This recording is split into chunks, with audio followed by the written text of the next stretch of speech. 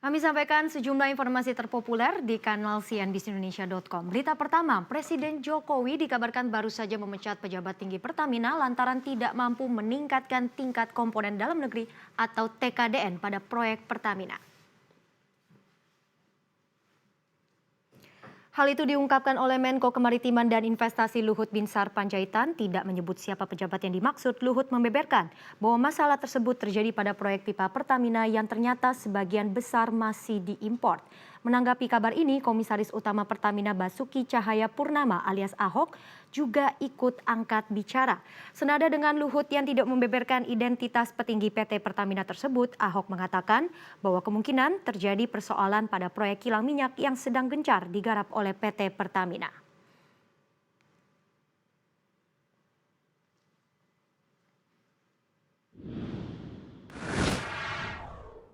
Ya, informasi terkait peringatan bagi pengguna aplikasi chat WhatsApp ini juga masih mencuri perhatian pembaca cnbcindonesia.com dalam 2 hari belakangan ini. Jadi bagi Anda yang menggunakan WhatsApp harus mulai waspada ya, sebab ada celah nih untuk pelaku kejahatan yang bisa mengambil alih akun pengguna di WhatsApp. Direktorat Tindak Pidana Siber atau Ditipid Siber Barreskrim Mabes Polri menghimbau seluruh pengguna aplikasi WhatsApp untuk berhati-hati jika menerima pesan permintaan OTP atau one time password. Hal ini kembali diingatkan oleh pihak Ditipid Siber melalui cuitan di Twitter agar masyarakat selalu waspada untuk tidak membagikan kode atau mengklik link yang ada di dalamnya. Sebelumnya, modus penipuan lewat WhatsApp kerap jadi salah satu yang sering dilaporkan oleh masyarakat. Cara yang digunakan adalah lewat pemindahan kode QR, di mana fitur ini tersedia pada WhatsApp untuk masuk ke versi website. Sejak tahun 2020, portal Patroli Siber mencatat ada total penipuan yang telah mencapai 15.367 aduan dengan kerugian yang ditaksir mencapai 1,3 triliun rupiah.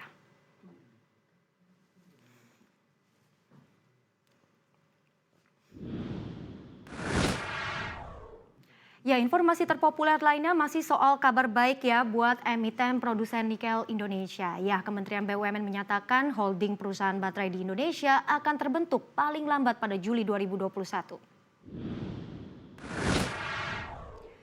Kementerian BUMN memang tengah membentuk konsorsium dari sejumlah perusahaan BUMN untuk industri baterai terintegrasi dari hulu ke hilir yang bernama PT Industri Baterai Indonesia atau IBI. Ada 4 BUMN yang terlibat dengan masing-masing 25% kepemilikan saham, mulai dari PT Pertamina, Aneka Tambang, PT PLN, dan PT Inalum atau Mind ID. PT IBI direncanakan bisa memproduksi baterai listrik hingga total berdaya 195 gigawatt dengan mengkonsumsi 150.000 ton nikel per tahunnya. Namun untuk tahapan pertama akan dipatok hanya 33 gigawatt hingga tahun 2030. Komisaris Utama Mind ID Agus Cahayana Wirakusuma juga mengatakan nilai investasi 33 gigawatt baterai listrik dapat memakan biaya hingga 13 miliar dolar. Dan apabila pada tahap kedua kapasitas meningkat jadi 70% atau 140 gigawatt, maka nilai investasi bisa mencapai 17 miliar dolar.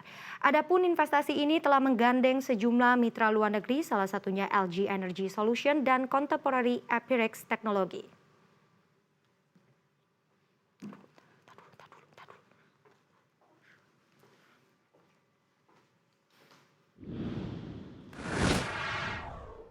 Ya, informasi populer terakhir ya di cnbcindonesia.com. Nah, ternyata efektivitas vaksin ini juga dipengaruhi loh oleh asupan makanan dan juga kondisi tubuh. Ya, berdasarkan studi yang diterbitkan oleh jurnal Advanced Social Science and Humanities, ada beberapa makanan yang harus dihindari setelah vaksinasi COVID-19. Di antaranya minuman bersoda atau berpemanis, makanan olahan, minuman berenergi, hingga makanan cepat saji dan minuman beralkohol. Selain peran penting dari pola makan yang sehat, studi yang telah mengamati 49 program vaksinasi selama 3 dekade terakhir ini juga mengatakan stres bisa jadi faktor utama yang berpengaruh pada efektivitas vaksin. Maka dari itu, setelah divaksinasi, masyarakat dihimbau untuk tidak lengah dan tetap menjaga kesehatan agar vaksin efektif dalam menangkal virus COVID-19.